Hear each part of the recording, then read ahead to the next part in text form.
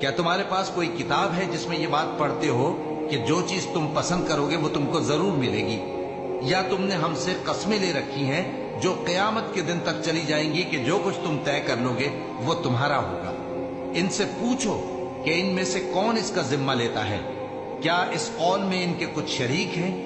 اگر یہ سچے ہیں تو اپنے شریکوں کو لے آئیں۔ جس دن پنڈلی سے کپڑا اٹھا دیا جائے گا اور کفار سجدے کے لیے بلائے جائیں گے، پھر وہ سجدہ نہ کر سکیں گے۔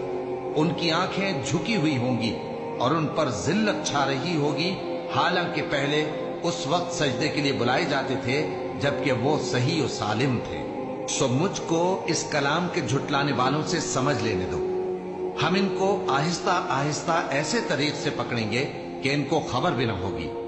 اے اطمینان والی جان، اپنے پروردگار کی طرف لوٹ چل۔ تو اس سے راضی، وہ تجھ سے راضی، سو تو میرے خاص بندوں میں شامل ہو جا اور میری بہشت میں داخل ہو جا۔ اے اطمینان والی جان، اپنے پروردگار کی طرف لوٹ چل۔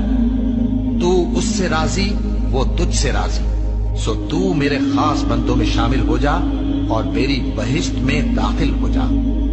اس کی شان یہ ہے کہ جب وہ کسی چیز کا ارادہ کرتا ہے تو اس سے فرما دیتا ہے کہ ہو جا، تو وہ ہو جاتی ہے۔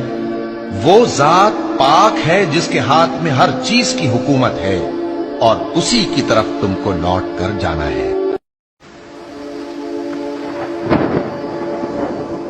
جب زمین کوٹ کوٹ کر برابر کر دی جائے گی اور تمہارا پروردگار جلوہ فرما ہوگا اور فرشتے قطار در قطار آ جائیں گے اور دوزخ اس دن سامنے لائی جائے گی، تو انسان اس دن سوچے گا، مگر اب سوچنے سے اسے فائدہ کہاں مل سکے گا؟ کہے گا کاش میں نے اپنی اس زندگی کے لیے کچھ آگے بھیجا ہوتا، تو اس دن نہ کوئی اللہ کے عذاب کی طرح کا عذاب دے گا اور نہ کوئی اس کے جکڑنے کی طرح جکڑے گا۔ اے اطمینان والی جان، اپنے پروردگار کی طرف لوٹ چل۔ تو اس سے راضی، وہ تجھ سے راضی، سو تو میرے خاص بندوں میں شامل ہو جا اور میری بہشت میں داخل ہو جا۔ اور جب موسیٰ نے اپنے شاگرد سے کہا کہ جب تک میں دو دریاؤں کے ملنے کی جگہ نہ پہنچ جاؤں ٹلنے کا نہیں، خاص صدیوں چلتا رہوں۔ پھر جب وہ دونوں ان دریاؤں کے سنگم پر پہنچے تو اپنی مچھلی بھول گئے۔ پھر اس مچھلی نے دریا میں سرنگ کی طرح اپنا رستہ بنا لیا۔ جب آگے چلے تو موسیٰ نے اپنے شاگرد سے کہا کہ ہمارا کھانا لاؤ، اس سفر سے ہم کو بہت تکان ہو گئی ہے۔ اس نے کہا کہ بھلا آپ نے دیکھا کہ جب ہم نے اس چٹان کے پاس آرام کیا تھا تو میں مچھلی وہیں بھول گیا، اور مجھے آپ سے اس کا ذکر کرنا شیطان نے بھلا دیا، اور اس مچھلی نے عجیب طرح سے دریا میں اپنا رستہ بنایا۔ موسیٰ نے کہا یہی تو وہ مقام ہے جسے ہم تلاش کرتے تھے۔ تو وہ اپنے پاؤں کے نشان دیکھتے دیکھتے لوٹ گئے۔ وہاں انہوں نے ہمارے بندوں میں سے ایک بندہ دیکھا جس کو ہم نے اپنے ہاں سے رحمت خاص سے نوازا تھا اور اپنے پاس سے ایک خاص علم بخشا تھا۔ موسیٰ نے ان سے جن کا نام خضر تھا کہا کہ جو علم اللہ کی طرف سے آپ کو سکھایا گیا ہے، اگر آپ اس میں سے مجھے کچھ بھلائی کی باتیں سکھائیں تو میں آپ کے ساتھ رہوں۔ خضر نے کہا کہ تم میرے ساتھ رہ کر صبر نہیں کر سکو گے، اور جس بات کی تمہیں خبر ہی نہیں اس پر صبر کر بھی کیسے سکتے ہو؟ موسیٰ نے کہا اللہ نے چاہا تو آپ مجھے صابر پائیے گا اور میں آپ کے ارشاد کے خلاف نہیں کروں گا۔ خضر نے کہا اگر تم میرے ساتھ رہنا چاہو تو شرط یہ ہے مجھ سے کوئی بات نہ پوچھنا جب تک میں خود اس کا ذکر تم سے نہ کروں۔ تو دونوں چل پڑے، یہاں تک کہ جب کشتی میں سوار ہوئے تو خضر نے کشتی کو پھاڑ ڈالا۔ موسیٰ نے کہا کیا آپ نے اس کو اس لیے پھاڑا ہے کہ سواروں کو غرق کر دی؟ یہ تو آپ نے بڑی عجیب بات کی۔ خضر نے کہا کیا میں نے نہیں کہا تھا کہ تم میرے ساتھ صبر نہ کر سکو گے؟ موسیٰ نے کہا کہ جو بھول مجھ سے ہوئی اس پر مواخذہ نہ کیجیے اور میرے معاملے میں مجھ پر مشکل نہ ڈالیے۔ پھر دونوں چلے، یہاں تک کہ رستے میں ایک لڑکا ملا تو خضر نے اسے مار ڈالا۔ موسیٰ نے کہا کہ آپ نے ایک بے گناہ شخص کو ناحق بغیر قصاص کے مار ڈالا، یہ تو آپ نے بری بات کی۔ خضر نے کہا کیا میں نے نہیں کہا تھا کہ تم سے میرے ساتھ صبر نہیں ہو سکے گا؟ انہوں نے کہا کہ اگر میں اس کے بعد پھر کوئی بات پوچھوں یعنی اعتراض کروں تو مجھے اپنے ساتھ نہ رکھیے گا کہ آپ میری طرف سے عذر کے قبول کرنے میں حد کو پہنچ گئے ہیں۔ پھر دونوں چلے، यहां तक कि गांव वालों के पास पहुंचे और उनसे खाना तलब किया। उन्होंने उनकी जियाफत करने से इनकार किया। फिर उन्होंने वहां एक दीवार देखी जो गिरा चाहती थी, तो खिज्र ने उसको सीधा कर दिया।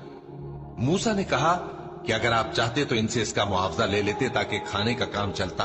खिज्र ने कहा कि अब मुझ में और तुम में अलहदगी, मगर जिन बातों पर तुम सब्र न कर सके मैं उनका तुम्हें भेद बताए देता हूं कि वो जो कश्ती थी गरीब लोगों की थी जो दरिया में मेहनत करके यानी कश्तियां चलाकर गुजारा करते थे, और उनके सामने की तरफ एक बादशाह था जो हर अच्छी कश्ती को जबरदस्ती छीन लेता था।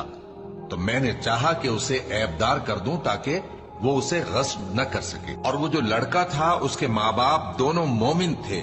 हमें अंदेशा हुआ कि वो बड़ा होकर बदकिरदार होगा तो कहीं उनको सरकशी और कुफ्र में ना फंसा दे। तो हमने चाहा कि उनका परवरदिगार उसकी जगह उनको और बच्चा अता फरमाए जो अखलाकी पाकीज़गी में बेहतर और मोहब्बत में ज्यादा करीब हो। और वो जो दीवार थी सो 2 यतीम लड़कों की थी जो शहर में रहते थे, और उसके नीचे उनका खजाना दफन था, और उनका बाप एक नेक आदमी था। तो तुम्हारे परवरदिगार ने चाहा कि वो अपनी जवानी को पहुंच जाएं और फिर अपना खजाना निकाले। ये तुम्हारे परवरदिगार की मेहरबानी है, और ये काम मैंने अपनी तरफ से नहीं किए। ये उन बातों की हकीकत है जिन पर तुम सब्र न कर सके। ऐ पैगंबर, मुनाफिकों यानी 2 रुखे लोगों को बिशारत सुना दो कि उनके लिए दुख देने वाला अजाब तैयार है। वो जो मोमिनों को छोड़कर काफिरों को दोस्त बनाते हैं, क्या ये उनके यहाँ इज्जत हासिल करनी चाहते हैं? सो इज्जत तो सब अल्लाह ही की है, और अल्लाह ने तुम मोमिनों पर अपनी किताब में ये हुक्म नाजिल फरमाया है कि जब तुम कहीं सुनो कि अल्लाह की आयतों से इनकार हो रहा है और उनकी हंसी उड़ाई जा रही है, तो जब तक वो लोग और बातें न करने लगे उनके पास मत बैठो, वरना तुम भी उन्हीं जैसे शुमार होगे। कुछ शक नहीं कि अल्लाह मुनाफिकों और काफिरों सबको दोज़ख में इकट्ठा करने वाला है। क्या तुम नहीं जानते कि अल्लाह हर बात पर कादिर है?